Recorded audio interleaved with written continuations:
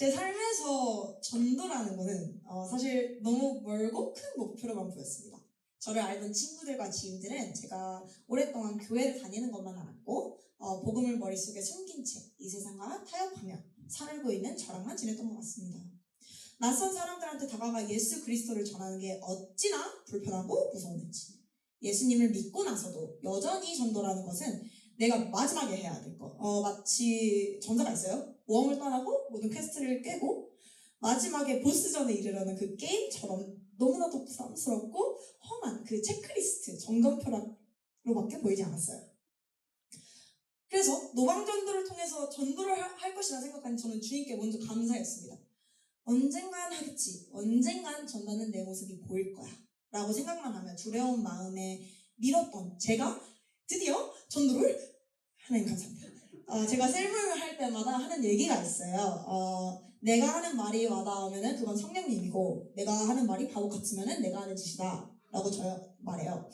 이 노방전도를 준비하는 이 과정에서 제가 이 말을 뼈저리 느꼈던 게, 방에서 혼자 복음을 전하면 연습을 했어요 제가.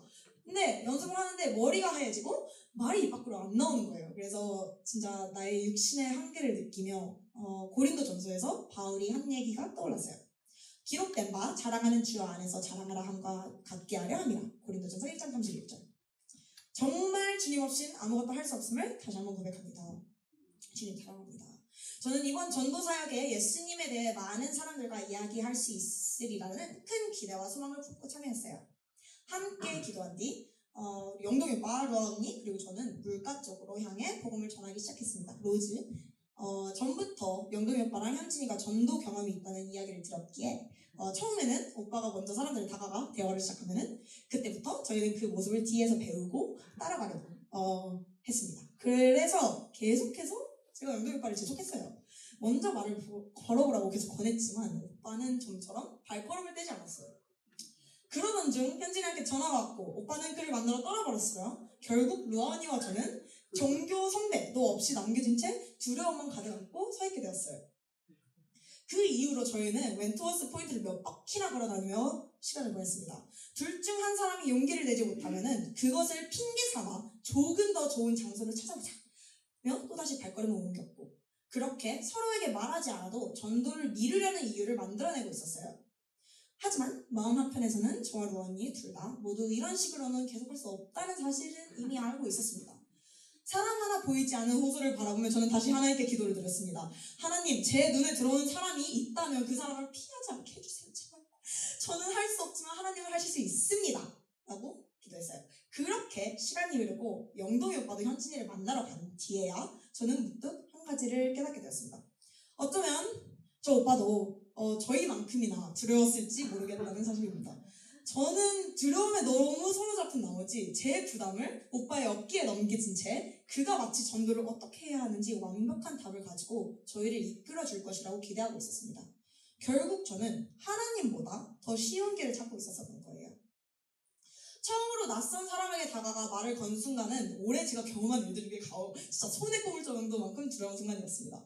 불과 한 달 전에 제가 직장을 그만두고 새로운 직장을 시작했어요. 그것보다 더 떨렸어요. 제가 처음 말을 건 분은 진짜 똑똑히 기억해요. 파란 바람을 입은 연세 많은 중국 할아버지였어요. 영어도 거의 못했어요. 제가 전도지를 건네드리자 정중하게 거절하셨지만 돌이켜보면은 정말로 필요했던 것은 그 첫 번째 용기 있는 발걸음 이건 뿐이었던 것 같습니다. 그 작은 순종 이후 진짜 하나님께서는 진짜 너무 놀라워요. 제 마음을 계속해서 이끄시며 더 많은 사람들에게 다가갈 수 있도록 인도해 주셨습니다. 그날 진짜 가장 기억에 남는 시간은 댄이라는 청년과 그리고 너무나 귀여운 포우같이 강아지가 있었어요. 그와 함께 예수 그리스도와 교회에 대한 이야기를 나눴던 시간이었습니다. 그는 태어나면서부터 카톨릭 신앙 안에서 자랐지만 어느 순간에는 교회에 나가지 않게 되었다고 했습니다. 말씀을 듣고 나누며 특히 제 마음에 깊이 남았던 말은 평소에는 자신에게 다가와 전도하는 낯선 사람들과는 거의 이야기를 하지 않는데요. 근데 이번에는 이상하게 거절하지 않고 이야기를 듣게 되었고 모든 일에는 이유가 있다고 믿는다는 그의 고백이었습니다. 정말 모든 일에는 하나님의 이유가 있다는 사실을 다시 한번 느끼게 되었고 성령님께서 저희를 통해 한 사람의 마음에 작은 씨앗을 심고 계심을 바라보며 다시금 큰 감동을 받았습니다. 언젠가 와이프분이 한국분이세요. 그래서 언젠가 저희 교회를 찾아오게 된다면은 하나님께서 그의 삶뿐 아니라 그의 가정 가운데도 어떤 놀라운 일을 이루실지 벌써부터 기대가 돼요. 또 하나님께서 제게 깨닫게 해주신 것은 루아니와 함께 전도하면서 혼자 전화해야 할 때와 함께 전화해야 할 때는 있다는 사실이었습니다. 어떤 때는 둘이 함께 복음을 전했고 또 어떤 때는 각자 사람에게 다가가 이야기를 나눈 뒤 다시 만나 서로의 경험을 나누기도 했습니다. 처음에는 서로가 용기를 내지 못하는 모습을 보며 전도를 미룰 이유를 찾던 저희가 어느새 서로를 격려하며 계속해서 사람들에게 다가가고 계속해서 예수님을 전하며 계속해서 그분을 자랑하도록 보도도 주는 모습으로 바뀌어 있었습니다. 그 변화의 과정을 함께 경험할 수 있었다는 것은 제게 정말 특별한 은혜였던 것 같아요. 하나님께서 제 인생 첫 전도 사역을 하나님께서 사랑하시는 한 믿음의 자매와 함께 하신 것이 너무나 감사했고 그 시간을 통해 하나님께서 얼마나 신실하게 저희를 이끌어 가시는 분인지를 저는 다시 한번 깊이 경험할 수 있었습니다. 그리고 영동 오빠는 조금 미안했어요. 노방 전도를 하면서 감사하게도 뜻깊은 대화를 나누게 됐지만 때로는 그런 일이 없을 때도 있다는 걸 저는 알고 있습니다. 그럼에도 불구하고 우리들은 왜 바보같이 이 세상에게 예수를 전할 수밖에 없는 이유는 오직 단 하나뿐인 것 같아요. 구원받지 못한 영혼들을 바라보고 계시는 주님을 위해 할 수밖에 없다고요. 나의 힘이 아닌 성령님의 능력으로 내가 바라보는 눈이 아닌 주님의 시선으로 한 사람 한 사람 바라봐주게 하십니다. 그리고 그것이 얼마나 은혜인지. 저는 이미 하나님께서 제 삶 가운데 허락하시는 모든 일에는 이유가 있다는 사실은 이미 알고 있었어요. 그러나 그보다 더 놀라웠던 것은 하나님께서 그 사실을 제 삶 속에서 끊임없이 원희의 삶 속에서 끊임없이 그리고 여러 모습으로 다시 깨닫게 하신다는 것이었습니다.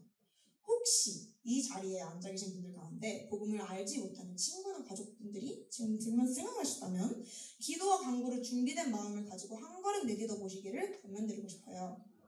결국 사람의 마음을 움직이는 분은 우리가 아니라 하나님이시라는 게 위로가 되길 바랍니다. 자, 지나가고 우리가 매주 예배 가운데 나와 예배드리며 말씀을 듣는 바로 그 하나님께서 지금도 우리 한 사람 한 사람의 삶을 가장 아름답게 빚어가시고 여러분의 하나님의 강한 용사로 세우기 위한 계획을 친히 이루어가고 계십니다.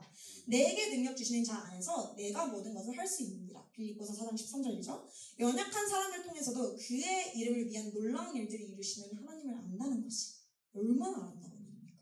이 작은 소망을 품으며 나의 삶 속에 모든 것이 주님의 영광 되길 하길 바라며 느낌표를 마치겠습니다. 감사합니다.